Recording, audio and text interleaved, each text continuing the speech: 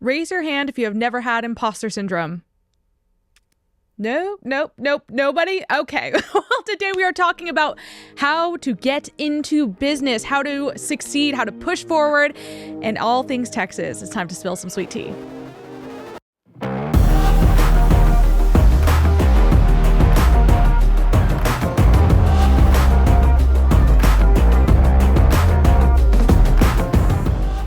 Hello everyone and welcome back to the Sweet Tea series. So as you may know, I film in Austin, Texas, which means that right now while we're recording, South by Southwest is happening literally right outside.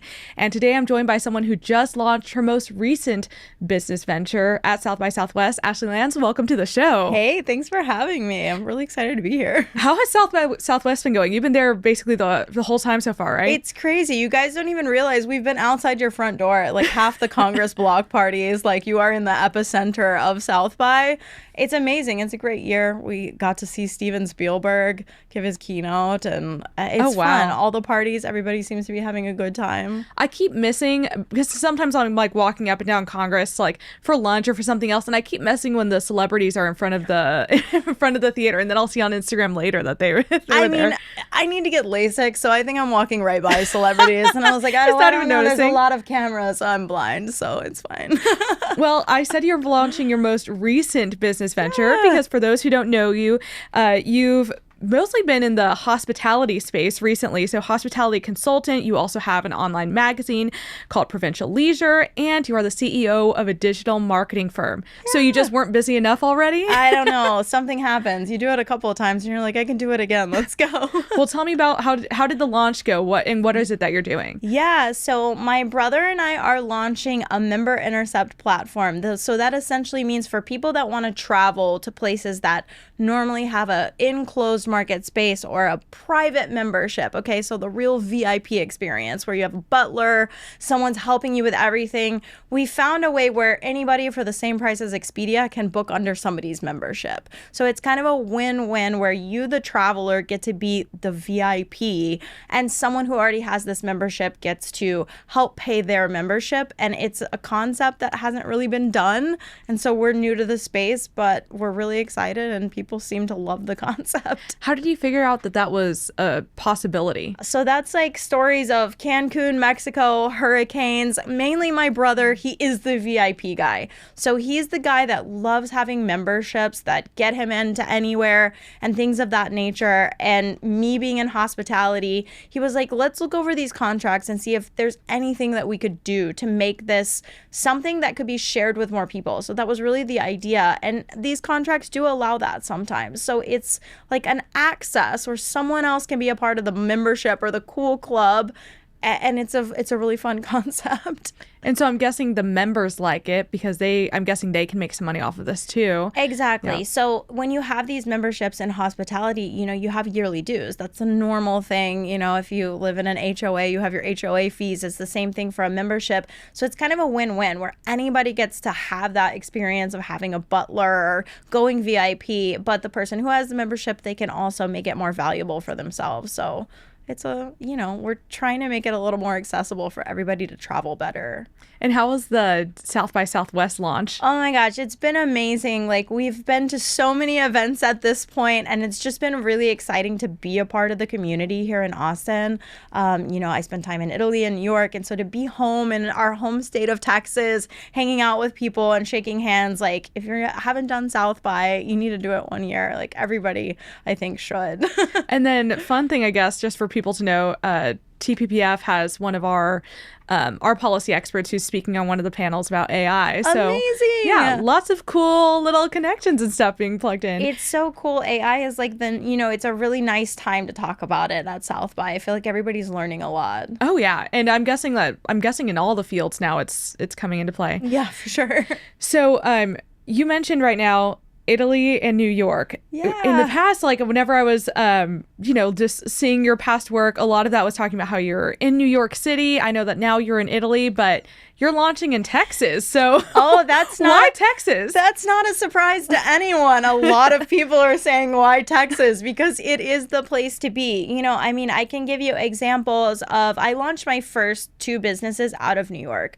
And let's call it a pre-COVID New York. There was this sort of stigmatism of, it's expensive to pay your taxes, but you have access. So people tried to justify it.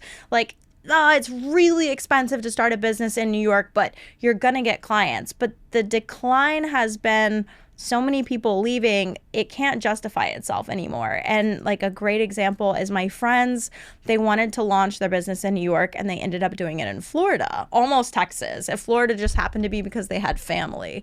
Right. And when you're talking about people wanting to launch businesses, but you want to do it legally, you want to be like, okay, we've got our taxes in order. You're looking at the places that are good for economy, and Texas wants to be an economy. So for us, it was like, hey, it's our home state. It's an easy choice. And what part of Texas did you grow up in? So I grew up in Houston and Waco. My brother grew up in Austin, so he started school here, and now the family is basically all over. But all over the state still? Yeah, so Oh, we've that's got nice. Dallas, Houston, Austin, San Antonio, Waco. We've got them all covered. We have family everywhere. So you're just making your trips, I guess, around the state? 100%. I feel like we're on tour. We're like bebopping. Were you in the city centers, or were you in the more like, well, I guess even Waco's a little bit more rural some areas. Waco's smaller, but no, we grew up in the city center of Houston, so I was definitely used to being in a city. So New Yeah, I was York gonna ask, felt how is normal. that adjustment from New York to back in Texas? You know, because I did 3 years in Italy, so at this point it's just like all over. But it feels good to be home. Like wherever your family is, I feel like you're really happy to be around family. You feel secure. So like Texas, even if it's a city I haven't lived in, it still feels like home. Also, what is it like going into business with a family member? Have you guys done that together before, or is this the first time? No, this started as like a lunch in a Thai restaurant, and we were like, we have an idea, and like 3 days later, we're like, no, this is gonna be a thing. So, you know, my brother comes from a tech background, so he has this really strong analytical sense of numbers and how things could look. He's also on the forefront of AI, so we have that going for us, and then with me being in hospitality, it was like a really nice blend of like balance and then front end marketing for hospitality. Did he have business ventures prior to this as well? So everything he's done has been more in the corporate scheme, but yeah, he's a big investor. So that's how he ended up in the original membership thing. And to begin with was like, can I do an investment, if that makes sense? So you put us together and we're just having fun. What I'm trying to figure out, I guess, is how, what did your parents do right? Like, how do you end up with two kids who are entrepreneurial, who are go-getters and just do things? I feel like so many people, myself included, just get paralyzed whenever it comes down to just trying new things, especially the fear of failure. So Yeah. how do you manage that? What did your upbringing contribute to that? So 100%, I think it's all based in like what I would call like good, wholesome Texas values, you know, like having a really good work spirit, no matter what you're doing, you know, like it doesn't matter what you're doing. You need to give it 100%, even if it's not your dream job at that moment, give it 100% and you don't know where to lead. And I see that so much in my brother and I, like we're always really committed to, okay, this might not be forever, but because I've committed to it, I need to give it 100%. And I think that's the base of Texas values. If you think about it, like really giving it your all and making sure somebody knows you're showing up if you've put your name on it. Well, you've mentioned a couple of the other places that you've lived. Why do you think that that's distinct about Texas versus other places? That's a great question. You know what? I think it goes throughout, and it always comes back to families. I don't think it's location. You see that in core family values, wherever somebody's from. I don't think it has to do with country lines or state lines. You really see it like mirrored in the people's families. So if you meet someone like that, their family is going to have those values as well. So I think it all comes down to family. I had an episode a few weeks ago with Joshua Trevino. He's one of our well, he mostly works on Mexico policy now, but he has he's basically a historian, but just as a kind of as a hobby right now, just a constant student of history. But we were talking about the ethos of the cowboy for Texas Independence Day. Yeah. And one of the things he was just talking about is Texas is this land that was unsettled, that was dangerous, that people had to choose to come to. And you had to work to make sure that you lived. Yeah. that you could, and it was turning it into not just a place where you could live, but it truly settled the West and turned it into this environment now.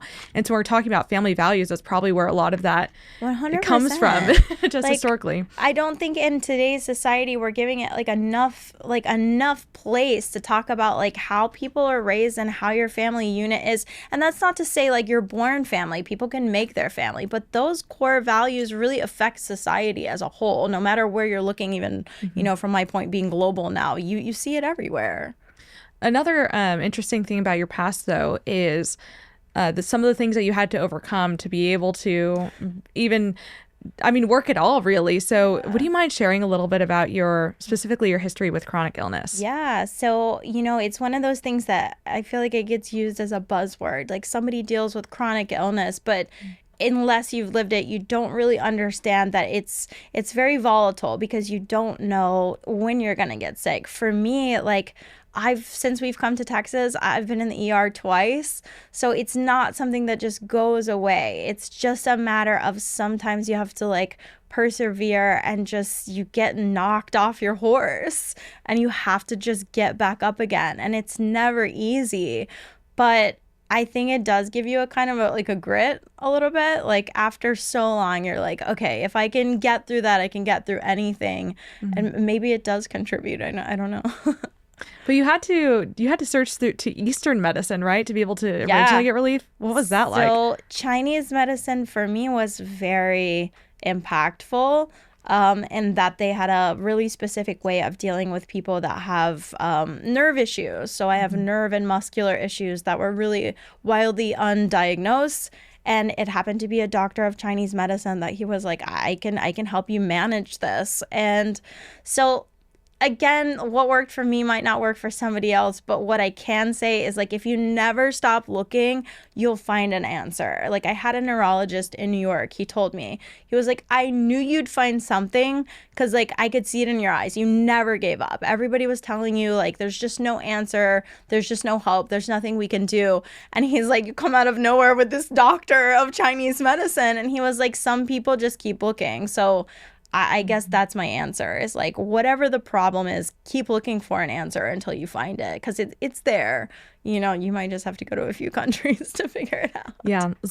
We are working on, healthcare policy at TPPF, which, depends on the current cycle, what we're focusing on specifically. Sure. But something I do appreciate about Texas in general is also just having empowering both parents and individuals to figure out what's best for them and find solutions for themselves. So I'm glad that that's another thing that you were able to get maybe not answers about, but help on managing in some way. Sometimes you just got to keep looking until you find it, and find your tribe, find other people maybe that have dealt with things similar because usually they have answers. I think it's really common for people as well now to almost use their problems as kind of a victim status thing and as an excuse to not move forward.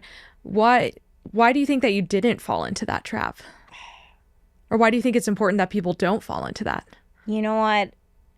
For me, because I dealt with it for so many years, it was almost what I call a scales and balances of the soul, where I felt I can't let all this suffering be for nothing. And so it's if you just give up and you say, okay, I can't do it anymore, I'm going to hit the floor, I'm not going to get up.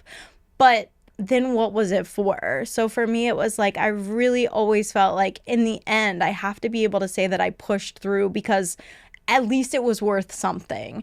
And that's not an easy thing to tell anybody to do. I always tell people, you can't tell somebody else how to suffer.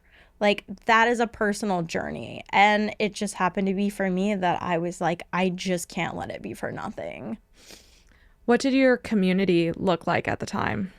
You know what? So most of it was in New York. I feel so blessed that, like, well, I say that at this point, I've dealt with chronic illness all over the world. And I'm very blessed that whether it was friends or family or people that I worked with, like, I had this support of people going, like, you're fighting, we're going to fight with you. And I think that's the thing I'm most grateful for in life, that I've had people by my side saying it's not easy, but, like, we're going to figure it out. Do you think that you've like, whether it be just because people gravitate towards people similar to them, do a lot of the people that you surround yourself by also have that mentality of we're going to push forward and find solutions to whenever something comes up? 100%. You got to get your squad of, like, it doesn't matter, we're going to do it. I think the people you surround yourself with is 100% going to define the outline of your life. Whatever, it's in business, it's in values, it's in morals. Like, having people that you align with and that you feel like, you're someone I could turn to. I feel like I could ask you a question and I would really value your answer. That's what I'm always trying to do, is keep those people in my life, because it's a security thing. Like, you support each other and life is going to be better. So I also talking about, like, the New York and that community. Before the show, we were saying that a lot of people, not just you, decided that it was no longer the place for them.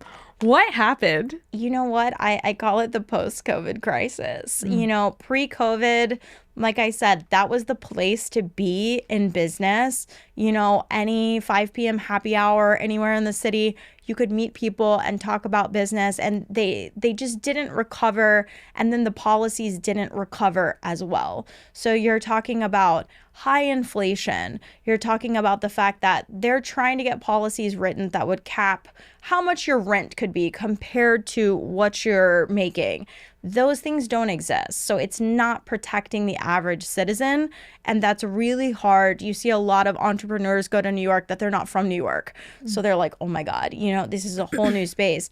And if you're not supporting the people that are trying to come in and do business there, they're going to run off eventually. They're going to try and they're going to leave. And, like, Texas is totally, I would say Florida as well, but Florida's like its own personality vibe. Like, you've got to be willing to, like, navigate that if Florida is for you. But, like, Texas being somewhere that, like, the governor's saying every day, like, I support people coming to Texas. You want to build a company here? Come to Texas. And it's like, that's become the rhetoric. And obviously Austin has changed significantly because of that, but it's built this great culture of work that people want to be here. Like, is at this point, I feel like there's as many opportunities in Austin as there was in New York, 5-6 years ago. Yeah. So. And in Austin, though, it's an interesting thing because we're in a red state, but also blue city. And it's an interesting mix of people because there's still this startup culture here. And then you also have the, like, even the UT graduate can look different depending on if you're coming out of the business school or the liberal arts school. But as someone who lived in New York, but again, we've talked about Texas values, how do you create friendships and work with people who you might not always agree with? You know what? I think that's the global issue of the day, right? So, like, can we work together on what we have in common and not what we have apart? And, like, Steven Spielberg said in his keynote, and he was like, look out at this crowd. He's like, I bet I could tell you that everybody sitting here has more in common than they have apart. And I think that's the name of the day of, like, where are we going? What are we doing? And can we do it together, whether we agree 100%? I think we need to embrace that. That's our way forward, is saying, like, okay, maybe you and I don't agree on the same color and we really have a lot of opinions on it, but we agree on this. Okay, let's focus on that and do something together. Like, you're closing yourself off by saying we don't agree on everything, because I don't think that's possible in today's culture. I don't know if we can agree on everything. So just to open you up a little bit to the Texas political landscape, one of the things that the legislators always joke about, it comes up in the first few weeks of session, is like, remember guys, we're not in DC. And they'll, like, laugh about that because part of and it might be a little bit less so now, but traditionally Texas legislators are willing to work together, even if they're on, like, opposite ends of the spectrum. Usually you can find an issue you agree on. Sure. So it is an interesting place where I still think it does exist, where you can see politicians being, again, polar opposite sides of it, but willing to be like, actually, there's this one bill where we both agree on this, like, one animal thing or this healthcare issue, and they'll come together for it. So I think, an encouraging thing about Texas in the landscape. I think that's beautiful. And you do see it a lot. You see like you see the politicians, they're trying to work together because that was the like core of Texas. Like it had this whole core of unity, and that was the thing. And it's like, if our own people can't learn how to work together, you're not setting an example. So for the fact that they're so actively trying compared to other places, that's a beautiful way forward. Like Texas is going to see more growth and economic value based on people trying. That's my opinion. So here's also your cheesy fun fact of Texas. Also, I feel like someone should fact check me afterwards, but I want to say the state motto is still friendship,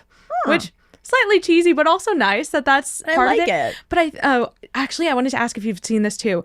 I've noticed when people move to Texas, usually from northern states, part of the question that they, or at first they think people are being fake because they're being nice to them. I love so it. my friends from New Jersey, and specifically, they said that at first they thought everyone was like a horrible, mean person because they were being nice to their face. And then they realized like, wait, they actually care about me and want to know things about me. People are nice here. Like people are, it's a true thing. It's just, it's in the culture. Again, that's family values and culture. Like some cultures say, okay, maybe if you go to Eastern Europe, they say that it's safer to be reserved. That's the thing. It's safer to be reserved on the street. You don't know who you're seeing. You don't know who you're talking to. Have that reservation.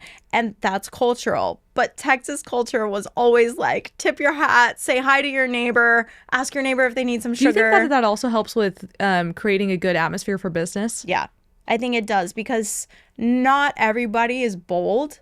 Some people need someone to open the door at least a little bit. So when you're going to places that people are sort of cold and closed off, maybe that doesn't give everybody access. But of course, if you're at a place that you can have a conversation with everybody, somebody's talking to you in the elevator, yeah, I think for just coring down even people with different personality types, that's a huge lead-in for business. And now I would be remiss if I didn't ask a business leader, how do you deal with imposter syndrome? Am I saying this because I'm a chronic sufferer of imposter syndrome? A little bit.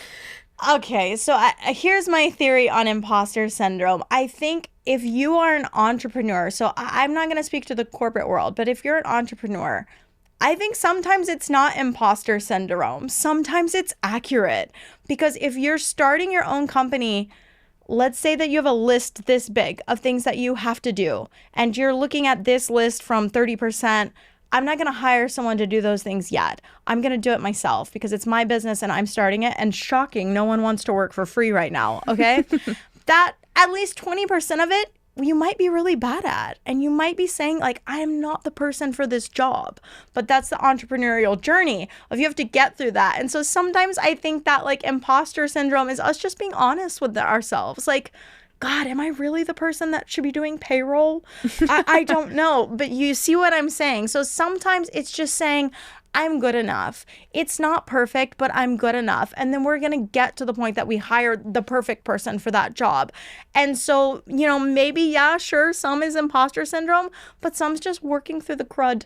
We're just wading through the crud of being an entrepreneur and getting there, but you will get there. We always do. So how do you buckle up and do those hard things then? The ones where you're like, this is not my natural skill. I hate it. I do. I whine. I'm a whiner. I am not like the 5 a.m. podcast guy. I'm a whiner. I'm like, oh, this is horrible. But you just do it. Like, it's just, you do it. So is it just saying, this is not going to be good? Oh, well. And you just keep going? You do your best. You're like, you know what? It's not going to be perfect because that's not my skill, but I'm going to do my best. And, we all have AI now. We've got a little buddy that can help us. It's better than it was. He can take your questions. So what about getting started? That first step of saying, I'm going to do this, and actually following through. How do you work up that courage and resolve? Okay, so I really like I call it the lock myself in theory. So this podcast, you letting me have the opportunity to come on here, it's a perfect thing. I think when you're starting a new business, you do want to tell people what you're doing. You do want to lock yourself in with, okay, I'm going to hit the streets and tell people about it. We're going to host this event. We're going to do this, because putting yourself to those deadlines really holds your feet to the fire. And that's my personal strategy, but it works because I feel like when you've committed to something and you've involved other people, you're just pushing yourself through the water, and then the stream takes over from there. So something I've been trying to, or realizing about myself, is I've been like, well, you know what? While I was in school, I was accomplishing all these different things, and now I'm just not doing too much, and I'm trying to set more goals for myself. You're a podcast host. You're not giving yourself enough credit. But part of that was I was voluntold in the first place. But here's what I realized. I need deadlines. Like, I'm the do it the night before kind of person. So I need a night before when I can do it, if that makes sense. So, for example, I'm trying to write more and put together my little dating advice and stuff. So some of my friends decided to put together a group. We just call it Women Who Write. Sure. And we are setting up meetings and deadlines and dates of what we have to get done. See, you're doing it. It's the lock yourself in theory. Right. It works. So part of it is just saying, I'm going to do it. Or like you were saying, an event. If you schedule an event on a day, it's going to get done because you gave yourself a deadline for it to get done. I see a lot of people have a hard time because they lock themselves in the house and they say they're going to do it, but like that's really, you can hitting this, you can bottleneck yourself. So like you want to keep other people involved in your process, because they not only can they support you, they can ask you, how's it going, you know, can I suggest this person to you? But you see things happen faster when you're boots on the ground, not boots in my house, because I've done that too, and you can't keep the pace. Right. You need the people and support. And again, just someone to have an accountability to answer to. 100%. And it doesn't have to be like, oh, I'm going to give myself this huge financial goal. It can be like, no, we're going to get the word out there, grow the brand, let it become a household name. Those things do make money. Or even in, so again, outside of business, just for personal goals with the writing, it's like, okay, I have to have, you know, X amount of words or pages done by a certain day. They don't have to be good. It just has to be done just to get it started. Yeah. I mean, there's a value in just doing things, because if you do anything enough, you're going to get great at it. Like, that's just how life works. Like, it values the work. So if you had the opportunity to talk to like maybe a college age student who wants to be an entrepreneur, who wants to start a business, what advice would you give? I mean, number one now is it's easier than it was. So like with AI, even building websites, all of those things are so much more accessible in a beautiful way. And so if you have an idea, you can carry out that idea, even doing research. And that's really where I'm a big proponent for AI, is like use it to let your brain grow and learn what you want to do. I would say start, you know, I mean, it's not like, obviously, depending on the industry, it takes different types of things. But in general, you have so much at your fingertips right now that there's never been a better time to just say, okay, I'm going to do it. Coming from somebody who does it I don't even call them companies anymore. They're projects. This project. Once you do it once or twice, you're like, okay, we can keep going. We can do it again. And how do you get access to maybe mentors or network with other people who are in your space? What is the best way to get connected with other people like that? You know what? I think that's everybody's struggle, is like, how do I find the right people? Getting out of the house is a big one. You know, things like South by Southwest, where they are made for innovators. There are people giving keynotes. You can really learn. But also, like, your community typically has more things going on than maybe we even tell ourselves at any given moment.